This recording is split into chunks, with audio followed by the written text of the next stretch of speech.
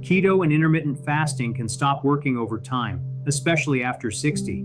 The secret isn't the diet itself, but one powerful protein trick that keeps your energy high and muscles strong. Stay until the end. The last part reveals how to finally make your results last for life. Let me tell you something absolutely crucial. Nothing is wrong with you. Keto works, intermittent fasting works, the science behind them is rock solid. But here's the uncomfortable truth: most people, especially us over 50, aren't told. These methods work beautifully in the short term, but without one absolutely critical piece, they inevitably fail long term. And that missing piece isn't about willpower. It's not about lacking discipline.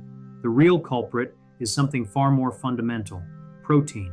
Specifically, how much you eat, precisely when you eat it, and why nearly everyone gets this critical detail completely wrong. Today, I'm going to pull back the curtain and explain exactly why fasting and keto eventually falter for so many of us as we get older. More importantly, I'll give you one incredibly simple trick that changes absolutely everything. No expensive supplements, no complicated programs, just one powerful shift in how you break your fast. When you first embark on intermittent fasting or a ketogenic diet, your body undergoes a remarkable transformation.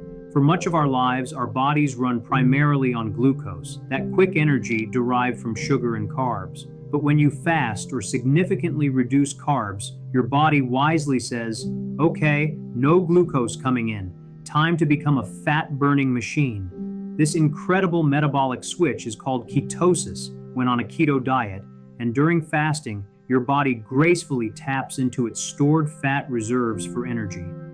In those first thrilling weeks, you often see the scale drop dramatically, 5, 7, even 10 pounds or more.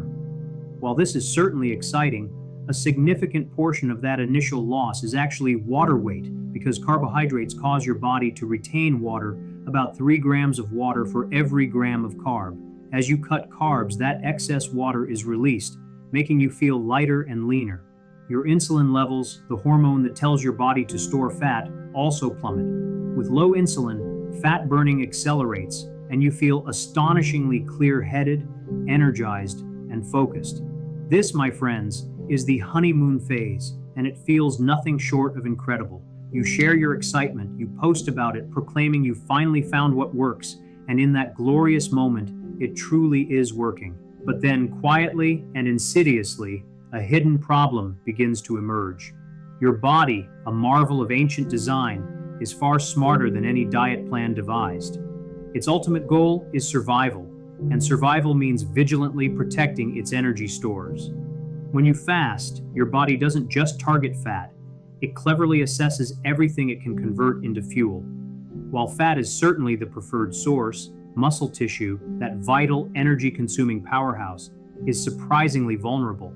Every pound of muscle burns calories constantly, even when you're simply resting or sleeping. As food becomes scarcer during prolonged fasts, your body performs a cold, calculated bit of math. We're not getting much food. We need to conserve energy. Let's get rid of this expensive muscle. It's costing us too much. This process is known as muscle catabolism, the breakdown of muscle tissue for energy. The cruelest part? You don't feel it happening until it's too late. You don't wake up one morning consciously aware you've lost a pound of precious muscle. Instead, you slowly start noticing a pervasive weakness. Stairs become harder, jars are more difficult to open, and that dreaded afternoon slump hits you with greater force. Think of your body as a carefully managed savings account. Fasting is like making a series of significant withdrawals from your reserves. If you consistently withdraw and never make sufficient deposits, eventually that account runs dry. While fat is a component of that account, so too is your indispensable muscle. And muscle, particularly as we age, is the asset you absolutely cannot afford to lose, because it's your metabolic engine. It's what keeps your metabolism humming, your body strong, your balance steady, and your independence intact through the years. When you lose muscle, your metabolism slows, your body effectively turns down its internal thermostat. Now you're burning fewer calories at rest, which means you have to eat even less just to maintain weight loss. This insidious process is known as metabolic adaptation, and it's precisely why so many people hit that frustrating plateau. Here's the critical insight that nobody tells you. The real problem isn't the fasting itself. The problem is what you're eating, or more accurately, not eating, when you finally break your fast. Picture this. You've been fasting for 16, 18, maybe even 20 hours. You're truly, genuinely hungry. You finally sit down to eat. But what typically ends up on your plate? For most people, especially if we're not paying close attention, it's often carbs, toast, rice, pasta, fruit, oatmeal, or a hefty dose of healthy fats like cheese, nuts, avocado, or a generous dollop of butter in your coffee. Now, both carbs and fats have their place in a balanced diet, and neither is inherently bad. But after an extended fast, neither one provides what your body desperately needs most. Your body, after diligently breaking things down during the fast, is crying out for protein, and it needs it first. Without enough high-quality protein, your body simply cannot rebuild what it strategically and unfortunately broke down. Remember, fasting creates a catabolic state. It's all about breaking things down. Protein, however, is anabolic. It builds things back up. If you fail to provide your body with the essential raw materials to rebuild and repair muscle, it simply won't. Over weeks and months, you gradually lose more and more lean tissue. Your metabolism drops further and further. Then, when you eventually cease fasting and return to more normal eating habits, your body is in full-blown panic mode. It screams, "We almost starved. Let's store everything we possibly can." The weight rushes back, often faster than it left, and it comes back as fat, not valuable muscle. This heartbreaking phenomenon is the dreaded rebound, and it's devastating because you followed all the instructions, you put in the effort, and it still didn't work out the way you hoped. But I assure you, it is not your fault. This is where the majority of people stumble. They mistakenly believe that more fasting is the answer. It is not. The true answer lies in smarter eating during your designated eating window, and that wisdom begins and ends with prioritizing protein. So, here's the incredibly simple, almost too simple trick that can transform your entire experience. When you finally break your fast, eat protein first and make sure you eat enough of it. Aim for a substantial 25 to 35 grams of high-quality protein within the very first hour of opening your eating window. And when I say first, I mean first, not after your side salad, not after your fruit smoothie, but as the inaugural act of your meal. This deliberate strategy accomplishes three remarkable things for your body, particularly as we age. Firstly, it robustly triggers something called muscle protein synthesis, or MPS for short. This is the intricate process where your body takes the amino acids from the protein you consume and meticulously uses them to repair and build new muscle tissue. While fasting puts you in that catabolic breakdown state, breaking your fast with ample protein powerfully flips the switch to an anabolic rebuilding state. Think of protein as the master contractor. Fasting effectively clears out the old house, removing damaged parts, clutter, and unnecessary elements. But if you don't promptly bring in that contractor with the right materials to rebuild, you're left with just an empty, weakened lot. Protein is that essential contractor. It rebuilds the house, often stronger and more resilient than before. Secondly, protein is the undisputed champion of keeping you full. It is the most satiating of all the macronutrients. It gracefully signals your hunger hormones, ghrelin and leptin, to calm down and quiet their demands. When you conscientiously begin your meal with protein, you naturally tend to eat less overall, and crucially, you won't experience that desperate, out-of-control hunger pang just an hour later. Thirdly, protein possesses a high thermic effect. This means your body expends a significant amount of calories just to digest and process protein.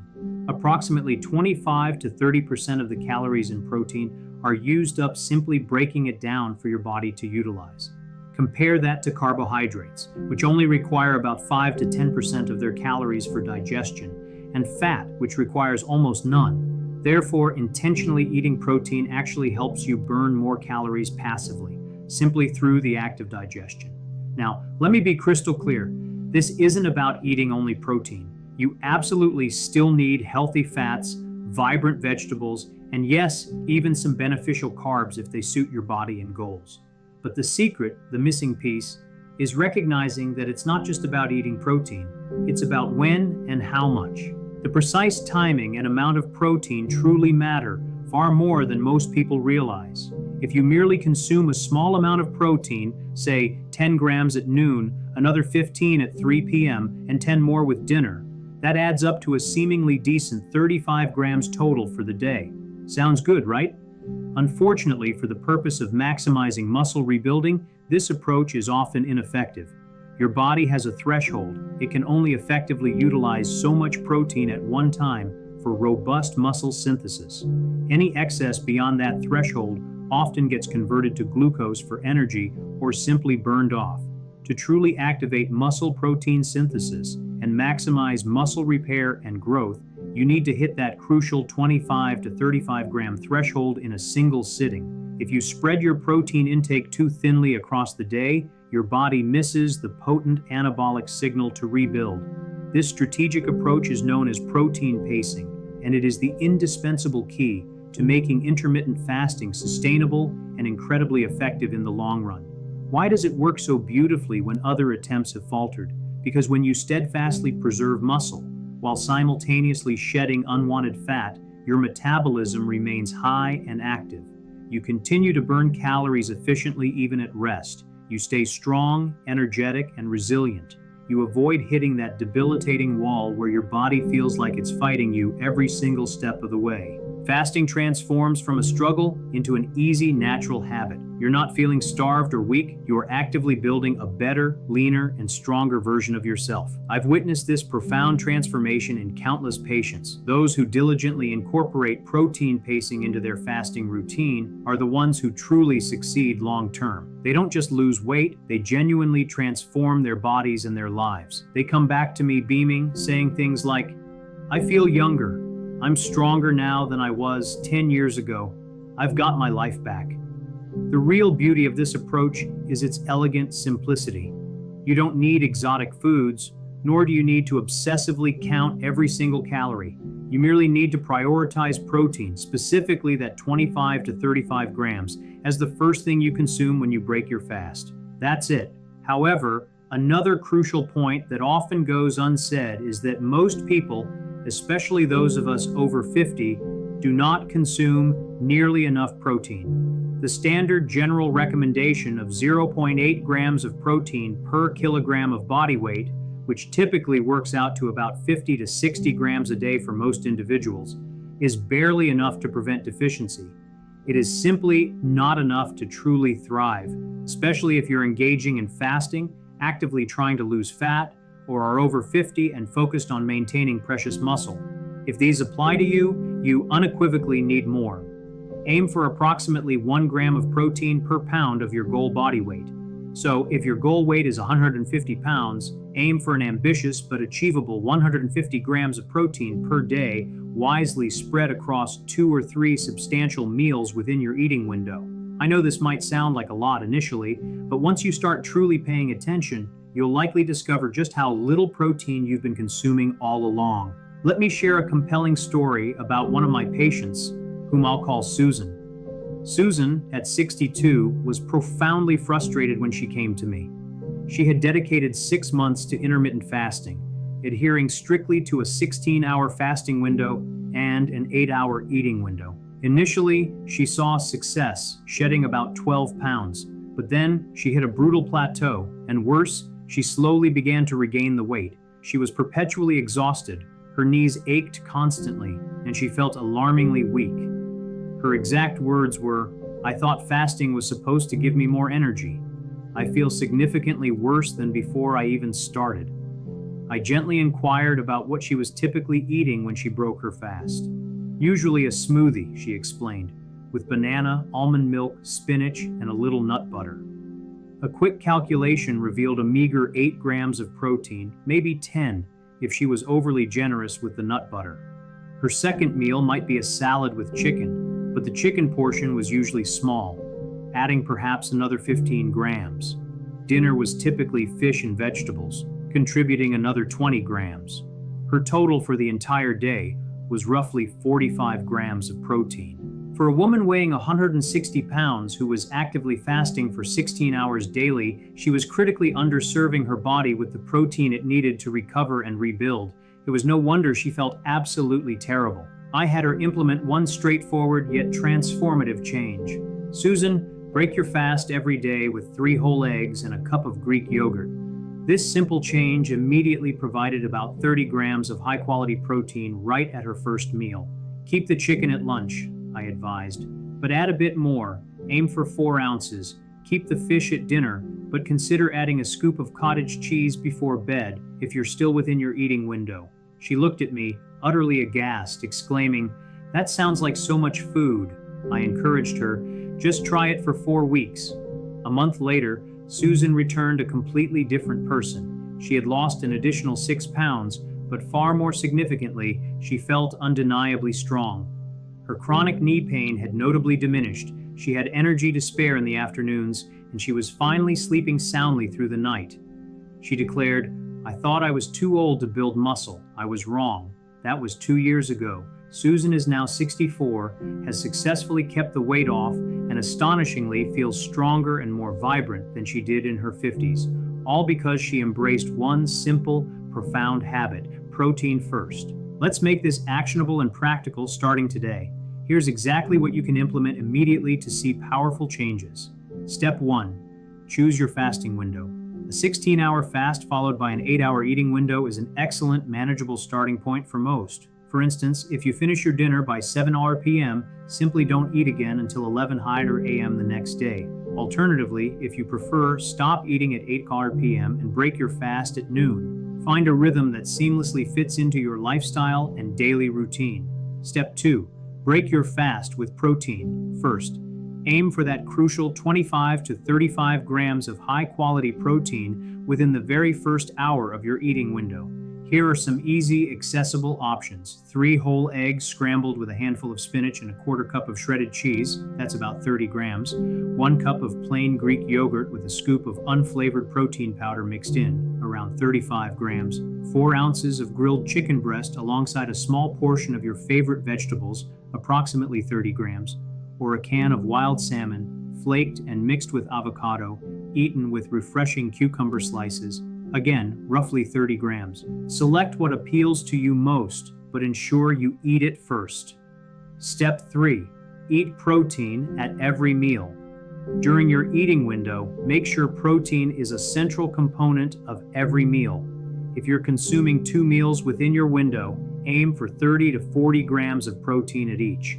If you prefer 3 smaller meals, target 25 to 30 grams per meal. Don't get caught up in the pursuit of perfection. Simply focus on unwavering consistency. Step 4.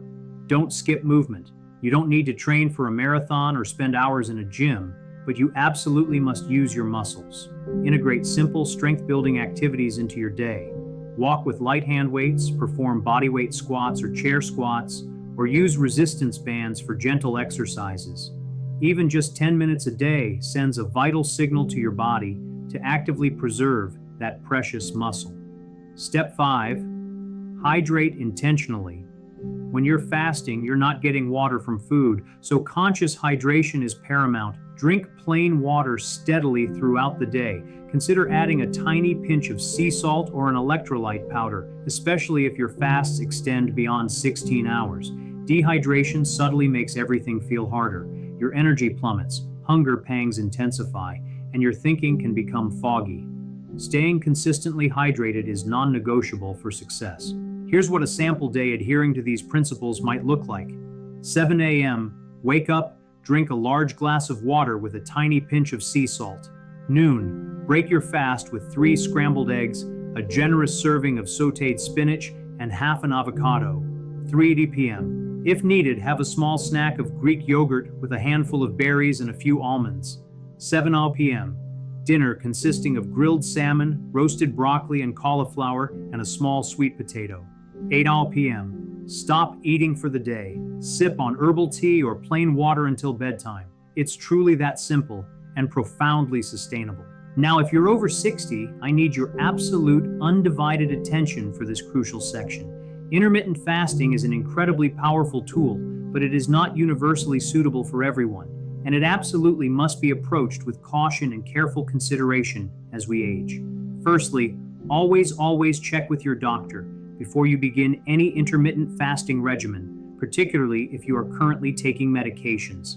Blood pressure medications, diabetes medications, blood thinners, all of these can be significantly affected by fasting, and your doctor may need to adjust your dosages to ensure your safety and well-being. Secondly, do not fast longer than 16 hours without direct medical guidance. While longer fasts can offer benefits, they require professional supervision and are not to be attempted casually. Thirdly, hydration is not merely an option, it is essential. So we age, our natural thirst signals often become blunted. You can be severely dehydrated and genuinely not feel thirsty. Make a conscious, deliberate effort to drink water throughout the day. Sip consistently. Add those electrolytes. If you ever feel dizzy, unusually weak, confused, or if your heart starts racing, break your fast immediately. These are unmistakable warning signs that your body is struggling and needs nourishment. Fourth, and perhaps most critically for us, muscle matters more as you age. After 60, we experience a faster rate of muscle loss, a condition known as sarcopenia. For us, protein isn't optional. It's an indispensable necessity. If you're not consuming enough protein, you are actively accelerating this muscle loss, and muscle loss directly leads to an increased risk of falls, fractures, and ultimately, a painful loss of independence. You must prioritize and protect your muscle. Therefore, you must eat your protein. Fifth, and finally, listen intently to your body. Fasting should, unequivocally, make you feel better, not worse. If you find yourself consistently exhausted, if your hair is thinning, or if you feel cold all the time, something is fundamentally amiss. You might be fasting for too long, not eating nearly enough protein, or simply not consuming enough calories overall during your eating window.